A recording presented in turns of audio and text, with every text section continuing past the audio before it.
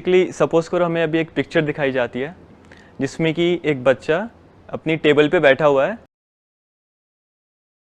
Book खोली हुई है और हल्का सा मतलब थोड़ा सैड बिहेवियर में है, मतलब थोड़ा सैड उसका नेचर लग रहा है।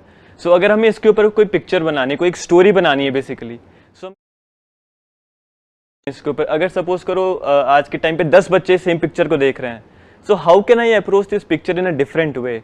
अब ऐसा आप क्यों करना चाहते हो, मेरे को स्पेसिफिकली बताओ। क्या कोई एंट्रेंस है जिसको आप क्रैक करना चाहते हो या कुछ अचीव करना चाहते हो? नहीं, नॉट बेसिकली। एंड गोल क्या है आपका?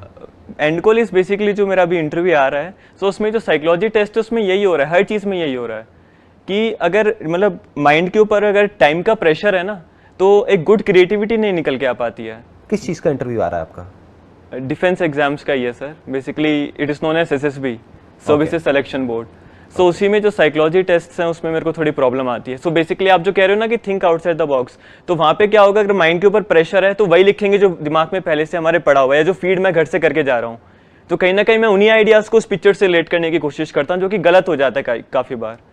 सो ऑन द स्पॉट अगर मुझे क्रिएटिविटी अच्छी करनी है या फिर बाकियों से कुछ अलग दिखाना है साइकोलॉजिस्ट को, जो कि वो पिक्चर को चेक करने वाला है, so how to do that sir, ये बेसिकली मेरा क्वेश्चन था। अभी आप खुद करोगे यही चीज़ यहीं पे ऑन द स्पॉट, राइट? तैयार हो जाओ पूरी तरह से, अपनी ब्रेन को अलर्ट कर लो।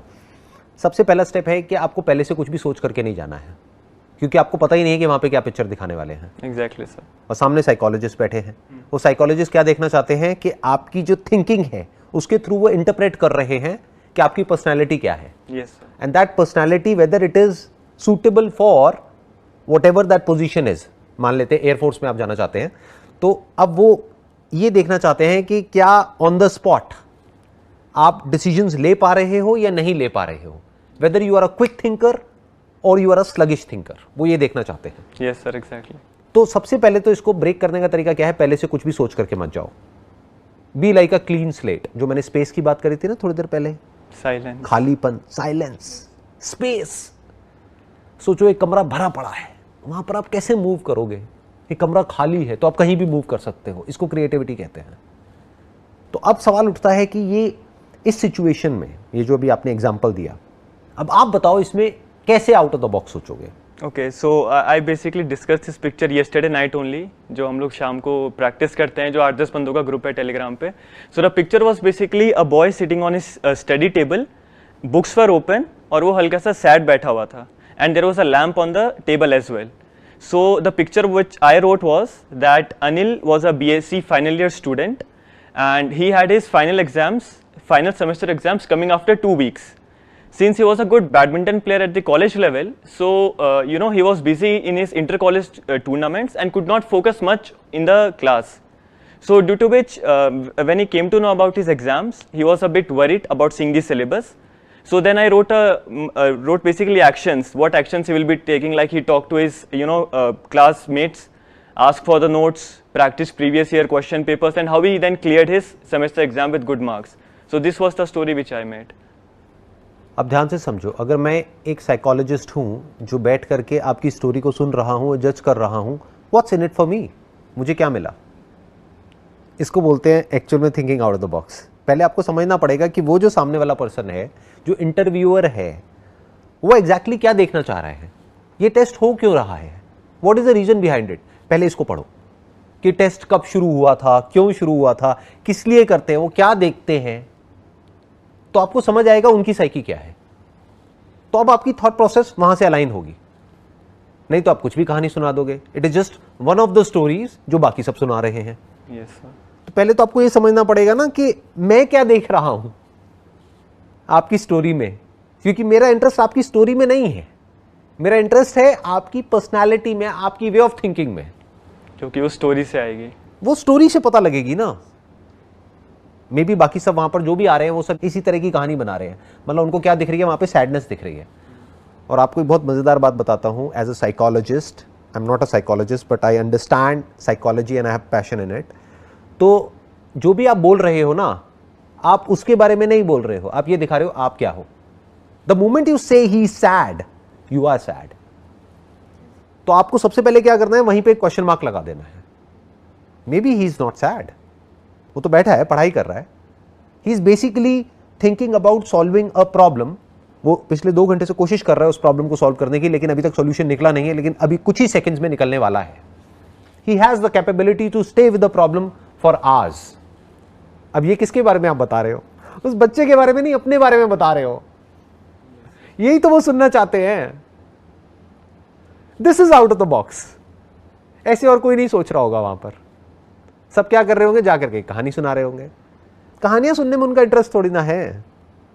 अगर कहानियों में इंटरेस्ट है तो वो जाकर के मूवीज देखेंगे ना। तो they are not interested in your story, they are interested in you.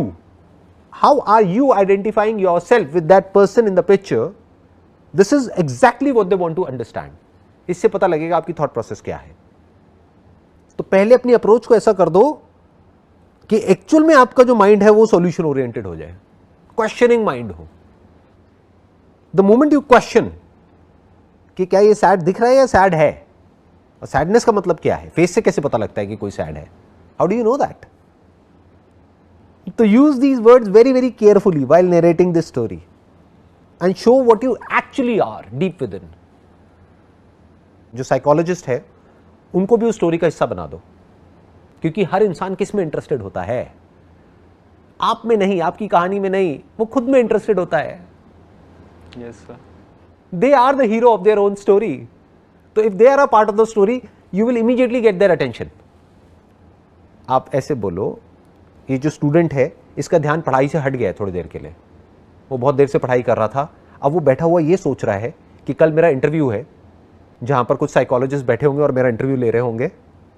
तो वो जब मेरे से पूछेंगे कि किसी स्टोरी को डिस्क्राइब करना है तो मैं क्या करूँगा, तो अब उसके माइंड में थॉट आया कि मैं पहले से नहीं सोचूंगा, आने दो जो स्टोरी आ रही है, फिर जब आएगी और वो मेरे से पूछेंगे तब मैं बोलूंगा।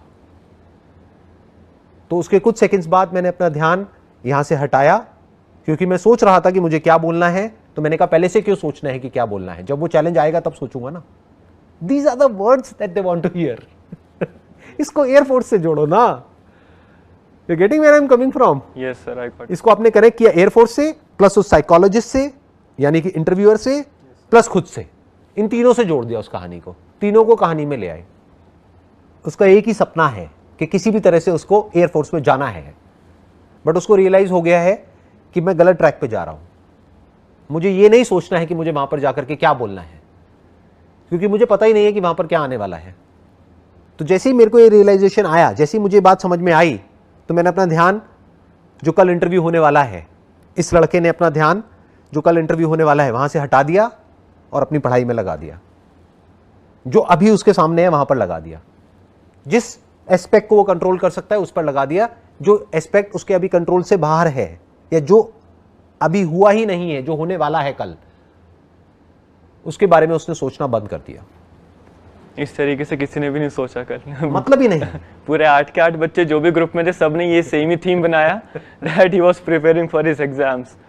और कुछ लोगों ने तो पीछे एक फोटो टंगी थी, उसमें उसके फादर की डेथ भी दिखा दी, that his father was dead in the army and all that. पर इस तरीके से किसी ने भी नहीं सोचा कि ये एक डिफरेंट एंगल इसमें हम डाल सकते हैं। जो साइकोलॉजिस्ट है वो क्या जज करेंगे इस कहानी से कि you are a solution oriented person, you are a creative thinker, you are a problem solver, you are not a problem creator. Because the moment you start narrating a sad story, that person will get sad, जो interviewer है। तो sad story क्यों सुनानी है? Actual story सुनाओ अपनी खुद की। This is creative thinking, this is out of the box thinking. Out of the box, not just for the heck of it, but for achieving a target or a goal which is absolutely clear in your mind.